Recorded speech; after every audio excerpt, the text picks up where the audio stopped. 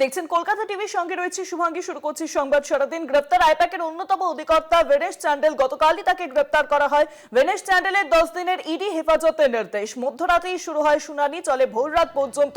মূলত ইডি আধিকারিকরা আমরা দেখেছি যে কয়লা কাণ্ডে তল্লাশির জেরে বিভিন্ন দপ্তরে তল্লাশি এবং আর্থিক লেনদেনের অভিযোগে ভেনেশ চান্ডেলকে গ্রেপ্তার করা হয়েছে। 10 দিনের ইডি হেফাজতের নির্দেশও দেওয়া হয়েছে। আর বিস্তারিত এই পুরো বিষয়টি জানাবেন নিউজরুম থেকে রয়েছেন প্রতিনিধি অরিত্র ঘোষ। অরিত্র, দেখো শুভাঙ্গী, গতকাল রাত্রেই ভেনেশ চান্ডেল আইপ্যাকের অন্যতম ডিরেক্টর এবং কো ফাউন্ডার, তাকে গ্রেফতার করে এনফোর্সমেন্ট ডিরেক্টরেট। মধ্যরাত্রেই তাকে দিল্লির পাটিয়ালা হাউস কোর্টের যে বিচারপতি বা বিচারক তার সামনে পেশ করা হয় এবং সেখানে দীর্ঘক্ষণ সওয়াল জবাব শুনানি পর্ব চলে। ইডির তরফ থেকে একাধিক দাবি করা হয়, পাল্টা ভেনেশ চান্ডেলের পক্ষের আইনজীবীরাও একাধিক বিষয় সামনে আনে এবং দুপক্ষের সওয়াল জবাব শেষে শুনানি পর্বের শেষে বিচারক রায় দেন এবং আগামী 10 দিনের এনফোর্সমেন্ট ডিরেক্টরেটের যে হেফাজত, সেই হেফাজতের নির্দেশ দেওয়া হয়েছে। কিন্তু এই ভেনেশ চান্ডেল, তাকে কিভাবে তার বিরুদ্ধে তদন্ত শুরু হয়, ইডি কোন কোন ক্ষেত্র বিশেষে তার বিরুদ্ধে তদন্ত শুরু করে, দেখো যেটা ইডি সূত্রে খবর পাওয়া যাচ্ছে যে এই ভেনেশ চান্ডেল তার বিরুদ্ধে চলতি বছরের 24শে মার্চ দিল্লি পুলিশের ইওডব্লিউ অর্থাৎ ইকোনমিক অফেন্স উইংস এর তরফ থেকে এফআইআর দায়ের করা হয়। একাধিক ধারা সেখানে দেওয়া হয়, কখনো প্রতারণা থেকে শুরু করে ক্রিমিনাল কনস্পিরেসি মামলা রুজু হয়। সেই মামলার ভিত্তিতে ইডি তদন্ত শুরু করে, সেই এফআইআর এর ভিত্তিতে। এবং এই তদন্ত প্রক্রিয়ায় নেমে ইডি একাধিক আর্থিক অনিয়ম এবং অর্থ পাচারের সন্ধান পেয়েছে। ইডি সূত্রে যেটা খবর, হিসাব বহির্ভূত এবং হিসাবভুক্ত আর্থিক লেনদেন, ভুয়ো ইনভয়েস বা বিল ব্যবহার করে হাওয়ালার মাধ্যমে টাকা লেনদেন করা হয়েছে। এবং ইডি তদন্তে যেটা উঠে আসছে যে আইপ্যাক একাধিক কোটি টাকার অর্থ পাচারের সঙ্গে যুক্ত। এখনো পর্যন্ত এই হাওয়ালার মাধ্যমে প্রায় 50 কোটি টাকার লেনদেন পাওয়া গেছে বলে ইডি সূত্রে খবর। ইডি এই যে তদন্ত প্রক্রিয়া চালাচ্ছে, এই তদন্তের মধ্যে একাধিক ব্যক্তির বয়ান রেকর্ড করেছে। তল্লাশি যখন চালিয়েছিল এই ভেনেশ চান্ডেলের বাড়িতে এবং বিভিন্ন ক্ষেত্রতে যেখানে ইডি তল্লাশি চালায়, সেখান থেকে বিভিন্ন গুরুত্বপূর্ণ নথি এবং ডিজিটাল এভিডেন্স তারা পেয়েছেন এবং সেই এভিডেন্সের ভিত্তিতেই তারা কিন্তু এই ভেনেশ চান্ডেলকে জিজ্ঞাসাবাদ করতে চান। এবং যেটা সবথেকে গুরুত্বপূর্ণ বিষয়, কয়লা পাচার কেলেঙ্কারি, সেই কেলেঙ্কারির মধ্যে আর্থিক বেনিয়ম বা বেআইনি আর্থিকের যে লেনদেন, সেই লেনদেনটাও কিন্তু স্পষ্ট হয়েছে এই ভেনেশ চান্ডেলের বিরুদ্ধে। গতকাল সওয়াল জবাব পর্বে ইডির তরফ থেকে এই মুহূর্তে আমাদের হাতে সেই কপি রয়েছে, যেখানে ইডির তরফ থেকে সওয়াল জবাব পর্ব করা হয়।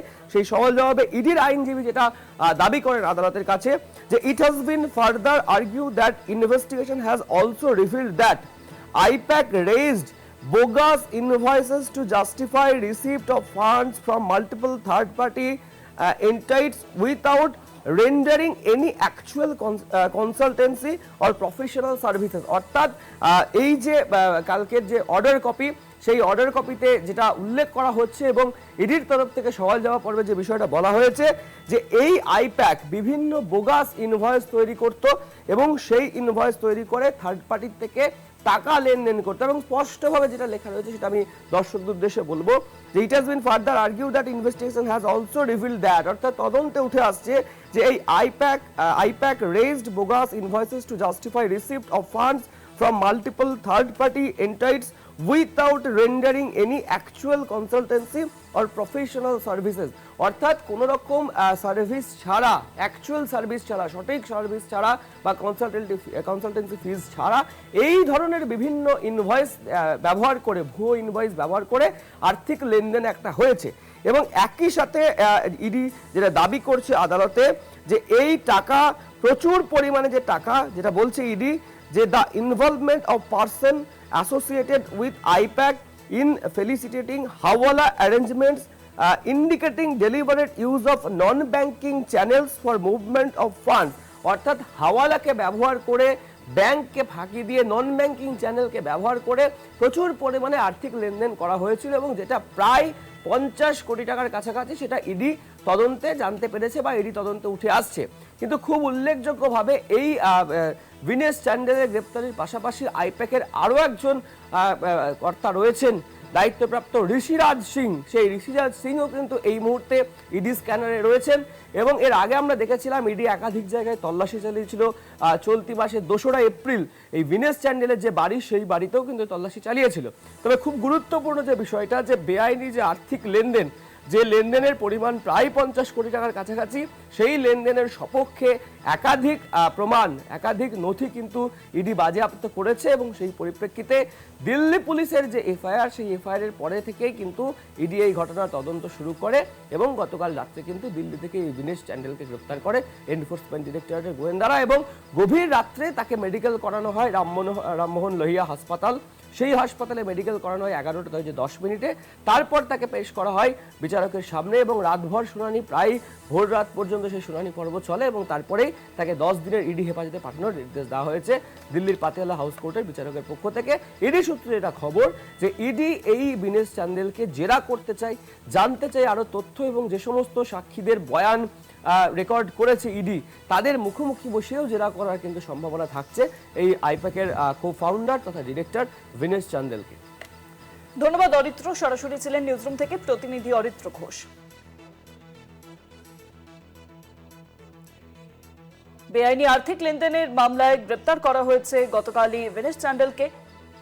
বিকাশ রঞ্জন ভট্টাচার্য এবং দিলীপ ঘোষ কি বলছেন এই পুরো বিষয় শুনুন।